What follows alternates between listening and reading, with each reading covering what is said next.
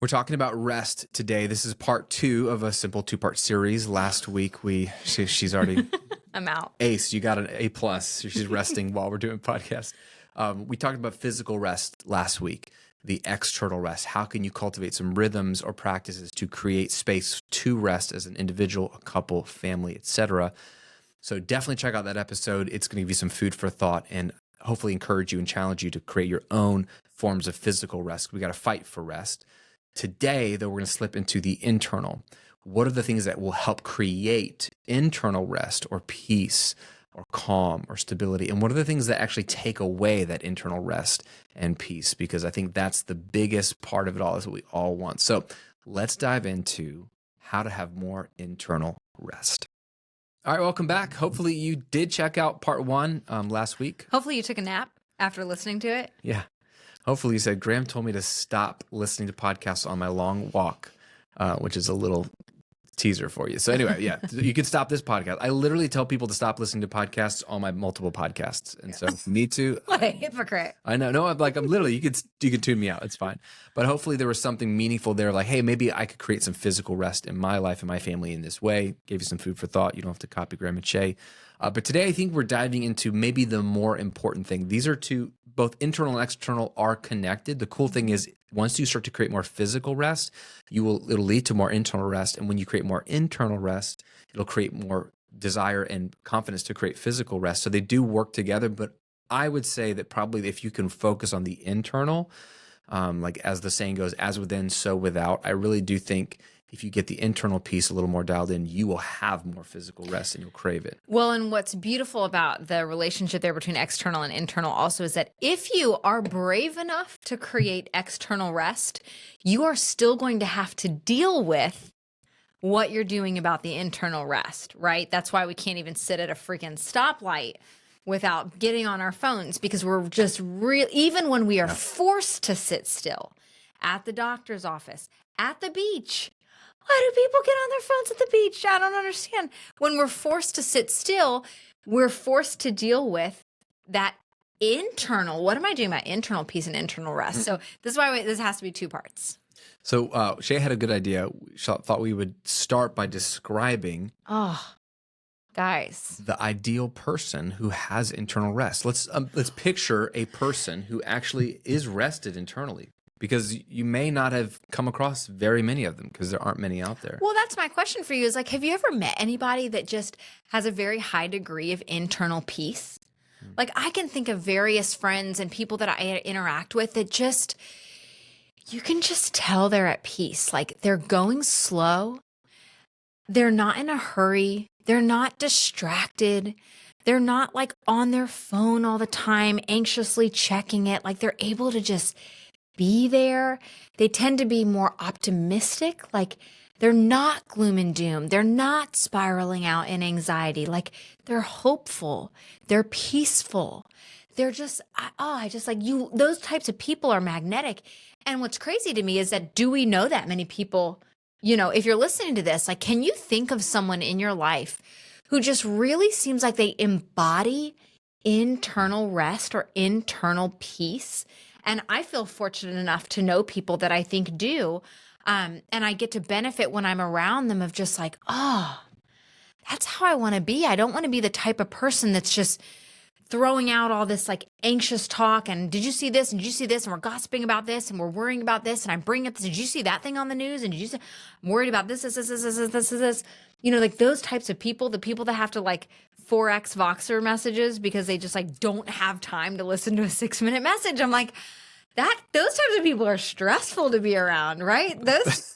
The people that have to like microwave their Pop-Tarts, which is an actual like way you can heat up a Pop-Tart on the back of the box. It's like, can't possibly. There's no time. You need 3 seconds. That's what it takes. 3 seconds. I mean, it's funny. We were talking about the other day, there's various people in our lives that like stress us out to be around. And I'm sure you have those types of people too.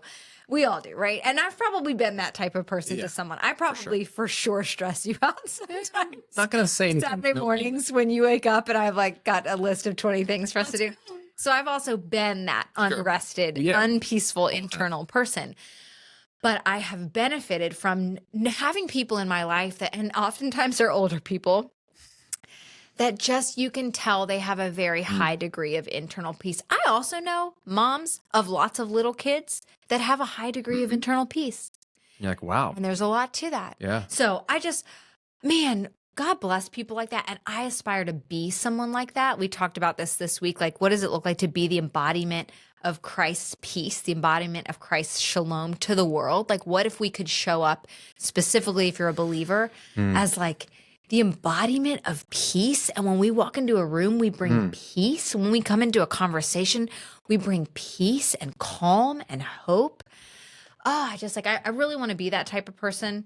And I'm so grateful that I have those types of people in my life. I learn a lot from them. And I think we're going to kind of like dissect some of those things that create those types of internal environments. Yeah. One last little thought here. This is kind of specific, but it's beautiful in my mind, which is coming up for me, is the idea that someone who's internally at peace, if you had a friend like that, they probably then do a better job of remembering the details about your life, the thing you mentioned the other day, the challenge you're going through, even maybe the names of your kids or your parents or a coworker, because there's so much less going on in their mind that they can then store some more details, and then they can become a much better friend to you because they can ask, hey, how is your Aunt Susie doing with whatever? And you'd be like, oh my gosh, when did I tell you about that? That was like a month ago. And they'd be like, yeah, I really want to know.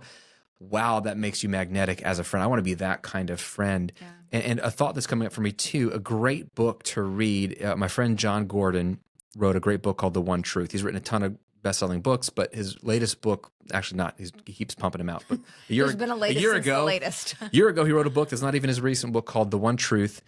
The beginning section of the book is really helpful. He talks about having a high state of mind, a low state of mind, and he draws these two circles, and that depicts what he believes a high state of mind looks like when you're feeling like in the zone, at your best, low state of mind when you're just feeling like down and anxious and all these things. And it's just two circles. A low state of mind has all these little dots in the circle representing your brain. High state of mind has only like 3 dots and lots of empty space. And he made the distinction that people that are frantically filled with a lot of thoughts and concerns, that's typically characteristic of being a low state of mind. But when you're in a high state of mind, it's because you have fewer thoughts, fewer concerns, aka more mental space. And so you're not bogged down, and then you're actually available to be a good friend, a good parent, a good spouse. So there's just something there where like, that's who I want to be, is that circle with not a lot of dots in it, so that I'm available for you, for other people. And I can hear the naysayers already, specifically the moms who are like, that sounds great.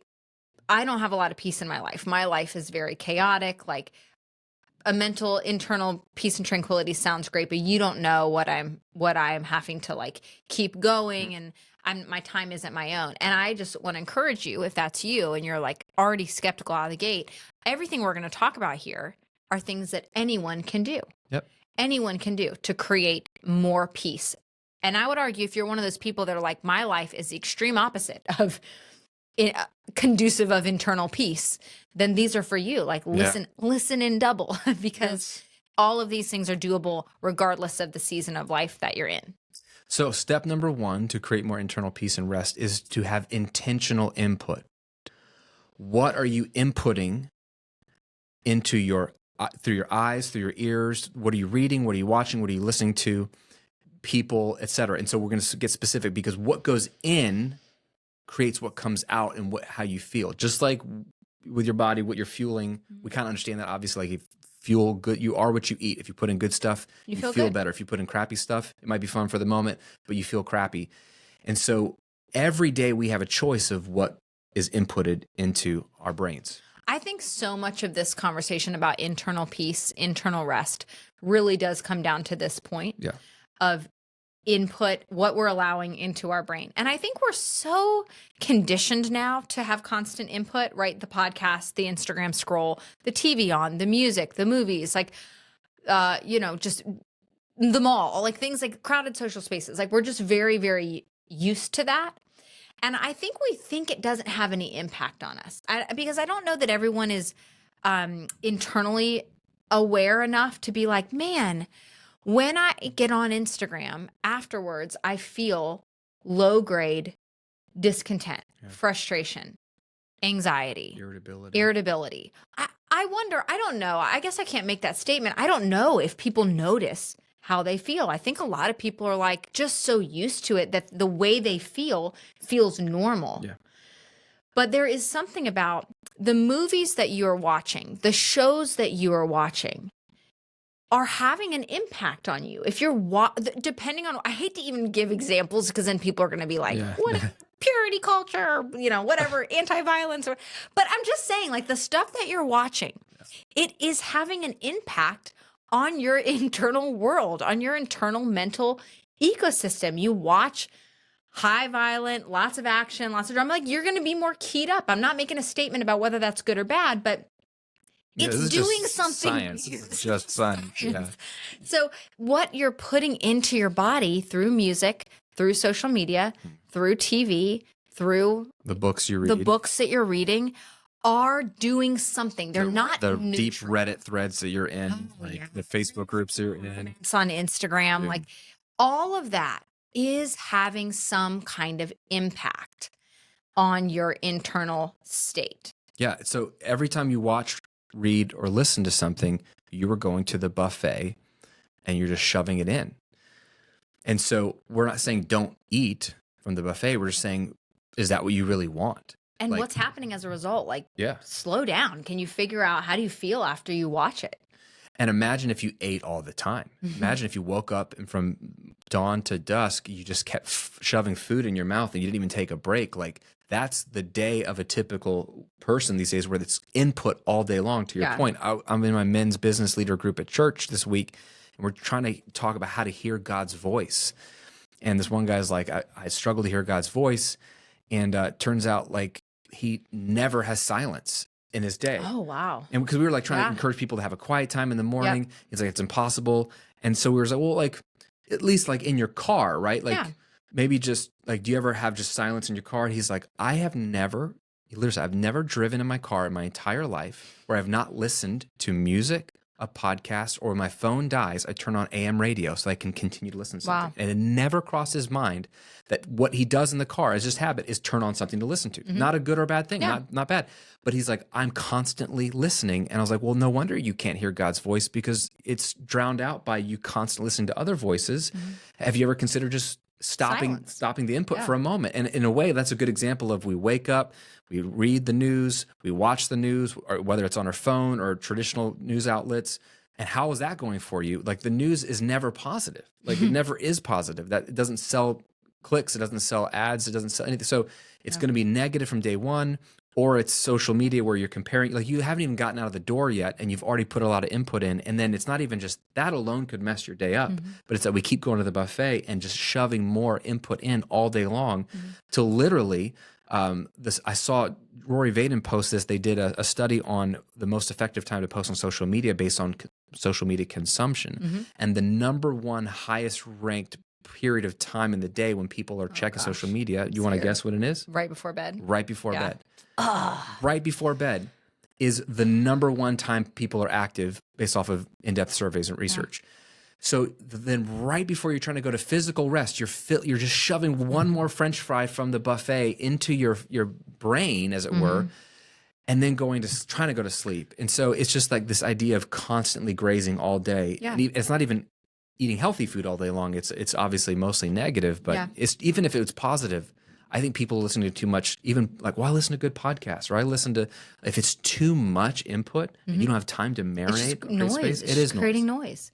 And I think the thing that one takeaway for you would be just even the mind shift that unless you're listening to literal white noise, it's not neutral.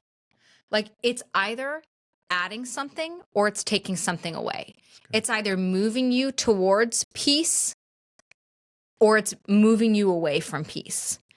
Even your like chick flick romance, like, is it making you more content in your marriage or less content in your marriage? Like, even something that feels positive on the outside, looking at an influencer's life on Instagram, like, even if it's not negative content, like sometimes news, some media is like negative content, it's all having a positive or negative impact on you. And maybe sometimes a mix of both. And I just don't know that we're even aware. So I think step one is just knowing that, one, it's about volume, which is what you're speaking to. And then two, it's about knowing that it's not neutral. Like none of it's neutral. It doesn't matter if you're used to doing it all the time. It's all doing something. So are you aware of what direction is it moving your mind in what direction is it moving your heart? That's so good. I mean, I think this is the biggest thing, right? So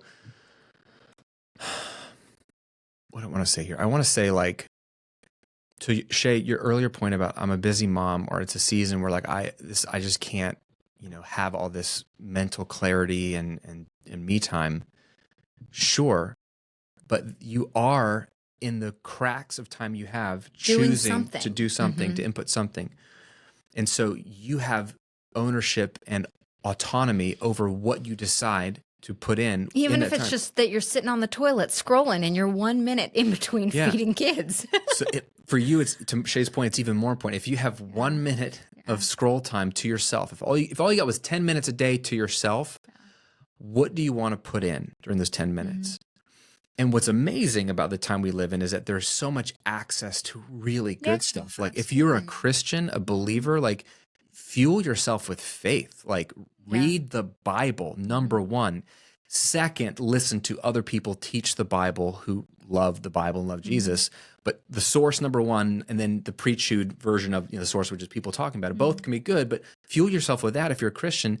And then even like my friend John Gordon, who is a Christian, but his lane is in the positivity space. Like he's like, man, choose to fuel yourself with positive stuff because it does affect you. So like if you have a choice for only 10 minutes a day, you don't maybe have a choice over how much time you have to yourself, but you certainly have a choice of what you decide to input during that time is my point. So dial down the quantity, I think even on the positive stuff, right? Like let's just dial down the quantity of stuff we're ingesting. Yeah. And then let's be very aware of whether or not it's positive or it's negative and what the impact is on us. And then to your point, if you are a believer, there is so much truth that you need to create peace and that can sustain peace in the midst of a chaotic environment. Cast all your anxieties on me because I care for you.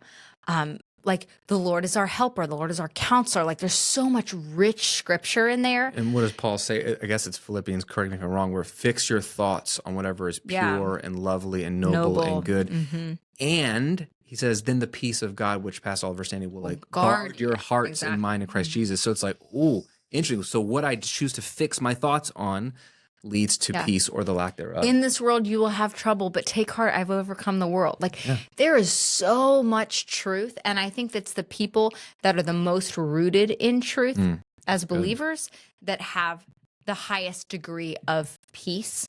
Because even as a Christian, you can decide to fuel yourself with that good truth or not have time for it, not get it. And so then you're operating off of the fumes that the world is feeding you. Yeah. And like, this is not a Christian or not Christian episode, but it's funny. Like I know a ton of Christians that like, they have no peace. And like, if I were not a Christian, I saw their life, I'm like, I wouldn't want to be a Christian. Yeah. Your life looks just as jacked up as mine. And like, like we're just as jacked up as people, but we have the same issues. The benefit of walking with Christ is peace. Absolutely. The fruit of the Spirit, Galatians 5, is love, joy, peace, right? And they kind of come in that order. When you experience true love, you have true joy. And when you have true joy, you have the byproduct of peace. And so, man, this is for Christians too. Like if you're just like going back and forth in the political space and like criticizing and like, reading conspiracy theorist stuff. Like, is that really helping you? Is that bringing you to peace? Like, would Jesus be looking up conspiracy stuff? No, he wouldn't. So no. Okay, tangent. Input. I mean, but it's the biggest thing that leads to internal. If you're a believer, like let's be known for our peace. Let's be known for our hope. Let's be known for our joy. And all of that is going to come through positive input of truth. Yeah. The second main way you can have and grow your internal rest and peace is to define enough. Like define what is enough in different areas of your life. I think especially in America, we have no idea what that word even means. Like it's a word that we don't use very much, let alone have we defined. And so there's a couple of categories that came up for me. Feel free to jump in, Shay, wherever you want to add a category or two. But money, achievement, and then accolades are like three categories that I feel like we have no idea what enough money is for us, what enough achievement or progress up or down in our career is.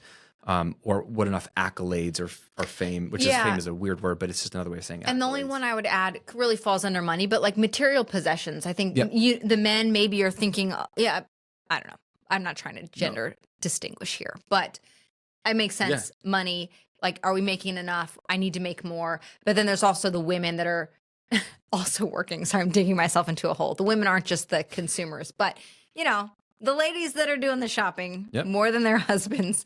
It's like, is my house good enough? Yep. Do I have the right outfit? If I just had this, if I just had, this kind of makeup, if I just had this new pair of shoes, if I just had, the consumer, it's the same. Men and women are the same. I'm not saying we're different. One of the things there, though, that makes this work is like, look at the minimalist movement or minimalism movement. It was really big after the Great Recession. So like if you look at books and articles in 2010, 11, 12, minimalism blew up. Why? Because a lot of people lost their homes and their jobs in 2008 and 9. And they were like, wait, this system that we were living under didn't really serve me. Turns out I'm okay. Yeah. Well, they got hurt big time by putting their hope in material possessions.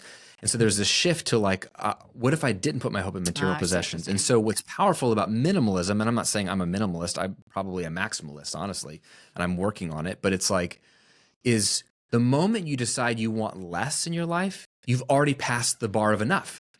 Because you're like, I have more than enough by definition. If I'm trying to get rid of stuff, get rid of like just downsize or just whatever, like take fewer vacations or whatever it is, go out to eat fewer times. All these are versions of minimalism. The moment you do that, you've already by definition crossed over enough. Yeah.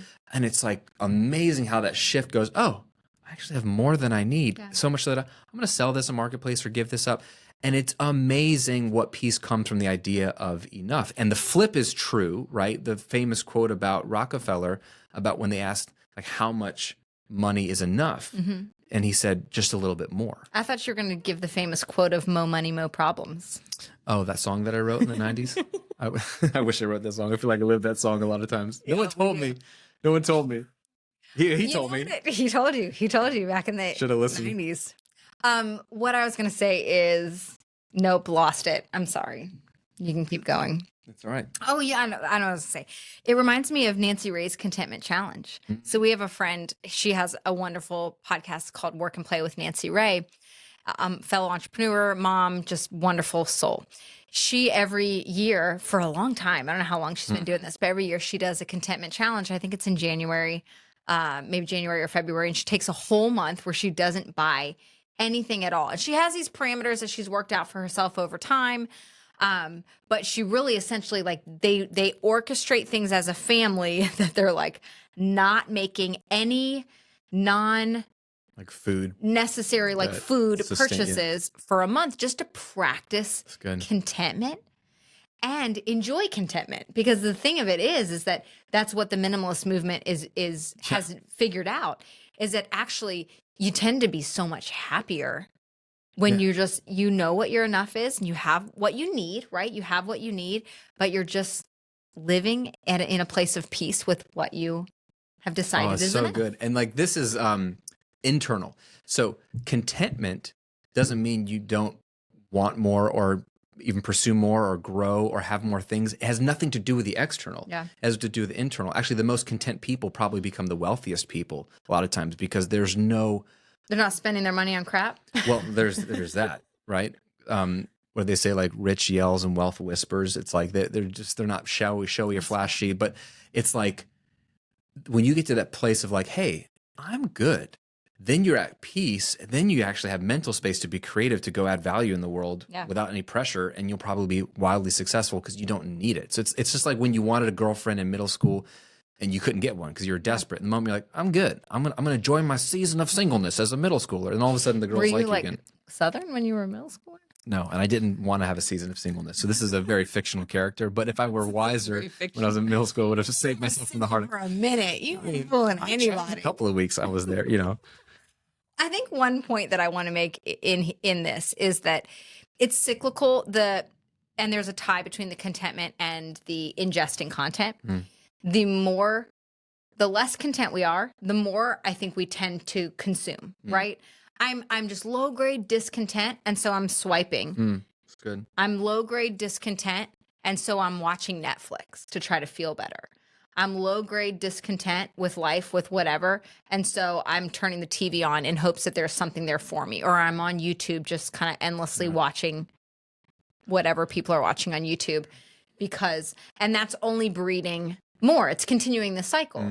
And on the flip side of that, the more content you are, you tend to not need to be on those things. You're not trying to fill a gap internally in your heart and mind by getting on and hoping to be entertained or told what to buy or, escape your situation. So it's just like a cycle that we're just saying, break it, be willing to like break it somehow. And one way of breaking it, because you can't just force contentment, right? You can't just, Sure.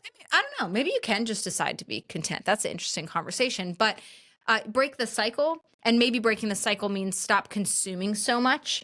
Yeah. And then maybe add in a gratitude practice, find yourself in a position of more contentment, and you're probably going to consume less materially. Yeah, they're mega but connected. also like just as it relates to the conversation about input, I think those two things are connected. When we can be at peace, we can sit in silence. We can sit at the stoplight without needing to entertain ourselves. We can not have to self-medicate with news or media or entertainment because we can be at peace with ourselves internally. Yeah, it's interesting. Like, in the money side, for example, like Dave Ramsey, whether you like him or not, his first book and his biggest course is called Financial Peace. And it's interesting because he doesn't necessarily teach you how to be as wealthy as possible, though. Like if you follow his steps, like you will build wealth by nature because you're eliminating debt and you're living on less than you make and you're investing and being intentional with your finances. But what's amazing is the people that like follow his stuff, they get peace almost on day one, even if while still in debt, because he gives them some steps of like, well, here's he basically gives them like finish lines of like, well, if you pay off, if you save up $1,000, step one, you're going to be closer to having more peace. And then if you pay off your debt, you'll be more peace. And then if you investing a little bit, and then if you pay off your house, like these people, they know they're on a plan, they have like a goal, and it's not this open-ended, just make more, have more. They've almost chosen to like, okay, here's our enough for us. And then they have instant peace, even if they haven't gotten there yet financially. Yeah. And that can be true in your business. Like if it's open-ended, I don't think there's a lot of peace there. Not that you can't pursue more. It's not, again, it's not external, but it's an internal decision of what's a finish line. Like I've always struggled with work. Like it's like running a race where there's no obvious finish line, a ribbon to break. And so how do I know how to pace myself as a runner if I don't know where the finish line is? Am I sprinting now, or do I need to conserve energy? It's very dangerous for me because I don't know when it ends. And so creating a finish line, whether that's like, hey, a finish line is like, this is amount of income goal for us as a business. If we do more, great, because I can give that money away or we can enjoy it. But like we've decided this is what's good for us. It's not a limiting thing. It's not a constraint. It is like an expansive thing because you're like, dude, okay, now I'm good. So I don't have. It's expansive. Yeah, that was good. That was a deep meaning right there. Life feels more peaceful when you're like, you've decided you're winning the game, and that's why minimalists, whether it's about money or possessions, they've decided what enough looks like for them. And so they've already won the game because like, oh, I have more than enough. So I think deciding on your enough, whether it's like accolades or fame, whether it's stuff, whether it's amount of in your closet, an income level, whatever it is for you that you're like, it's open, just a little bit more would be enough. If that's the answer, like what would be enough of this, just a little bit more, that's just an invitation to like, okay, that may be an area that is super vague. And when it's vague, it's hard to have peace, right?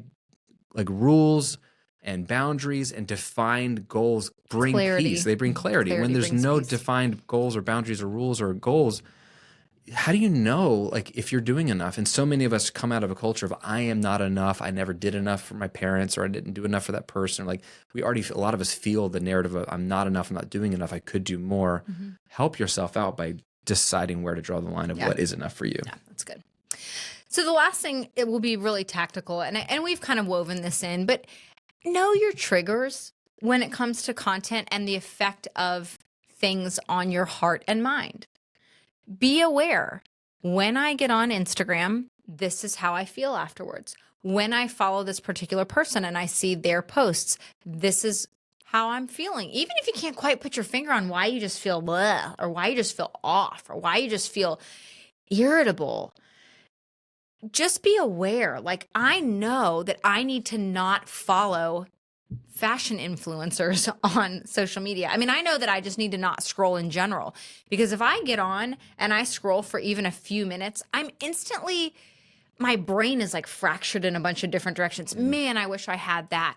Wow, that's so cool. I'm so happy for her. Oh, she's going through that hard thing. Like, it just pulls my heart and my mind in too many different directions. So I have to really be in a guarded like state to get on Instagram and just scroll. But I don't really do that. I mean, we keep the kids off of social media for that reason. Like, what are we watching at night? What are we listening to? What are we reading? How is it making us feel? And you're gonna know, like for you, it's different. Like when you see things, guys that are out there just like crushing it and doing like insane things in their business, you're like, oh, I carry that. Like it disrupts my peace.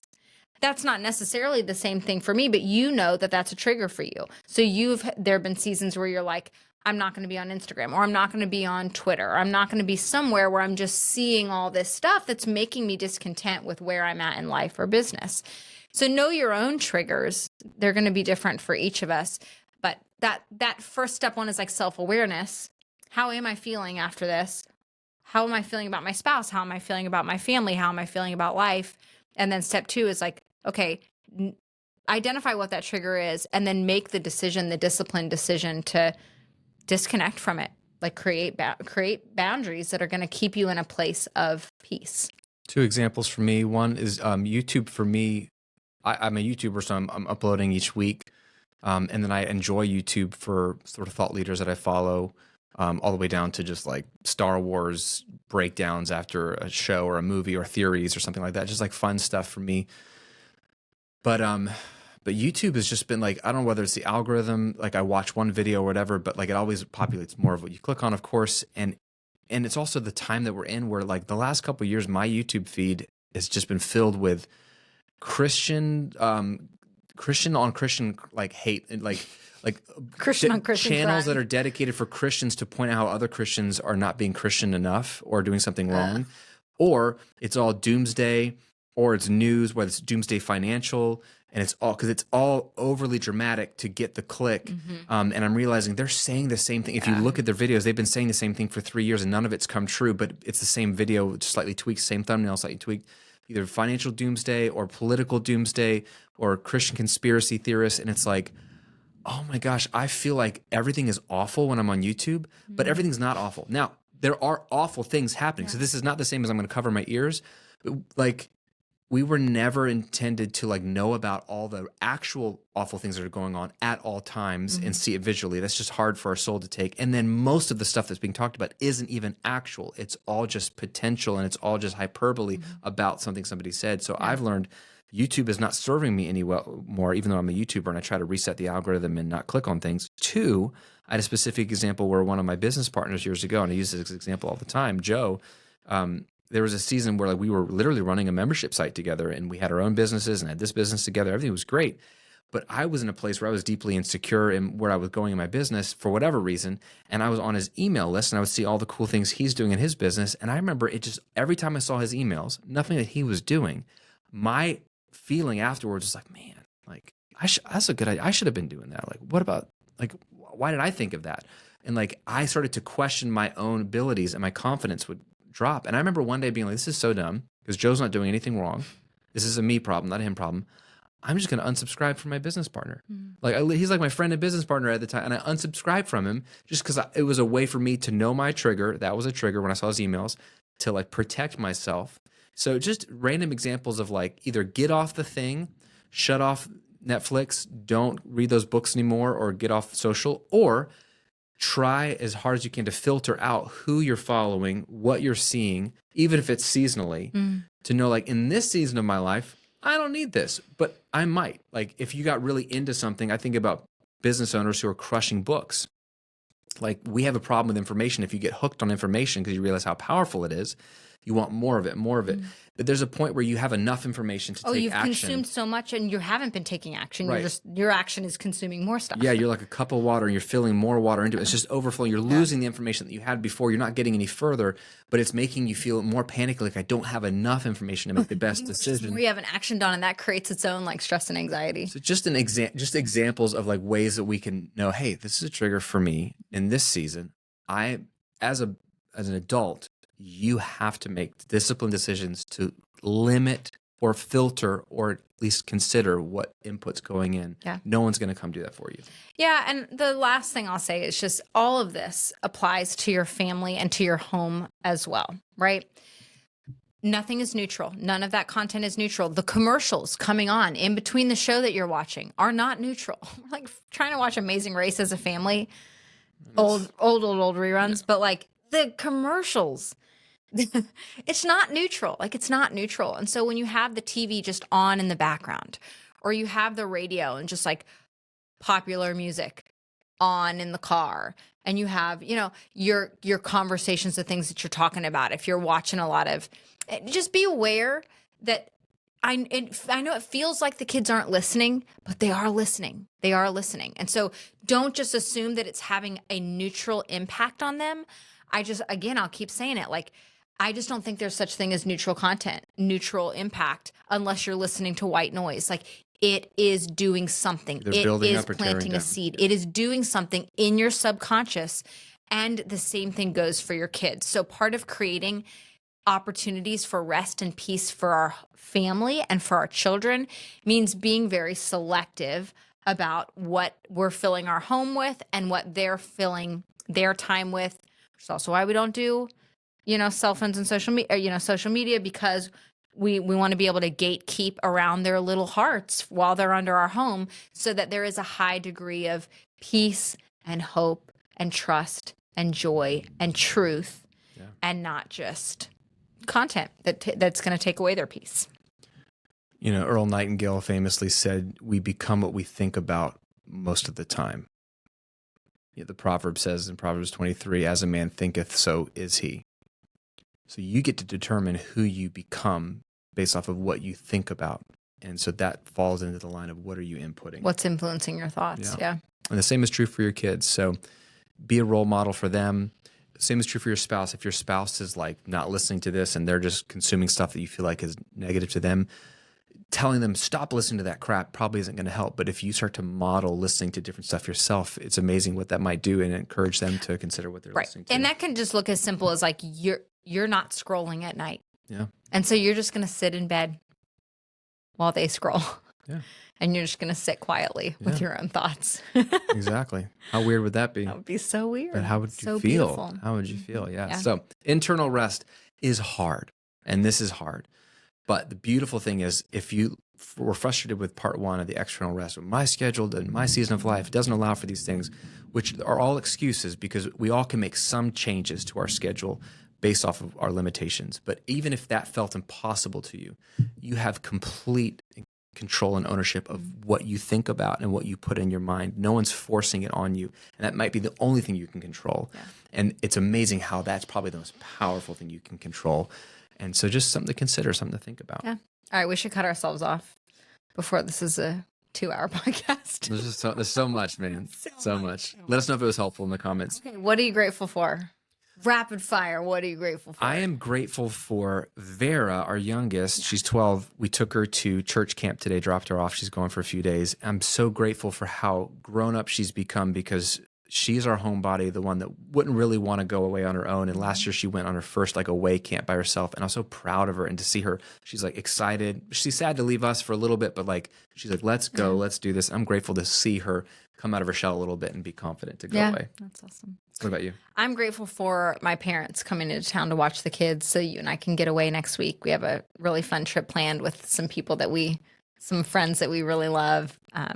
So excited. Thank you, Bill and Joanne, for coming. Excited for them to come into town and get to see them. It's been a little while. I'm just grateful to have. We always have to fly parents in to watch the kids. We don't really have family here, but we do. But they have their own kids. So just grateful for them flying in so that we can actually get away. Amen. Thanks for hanging out with us today. I hope this was helpful and a blessing to you, and we'll see you on another episode real soon.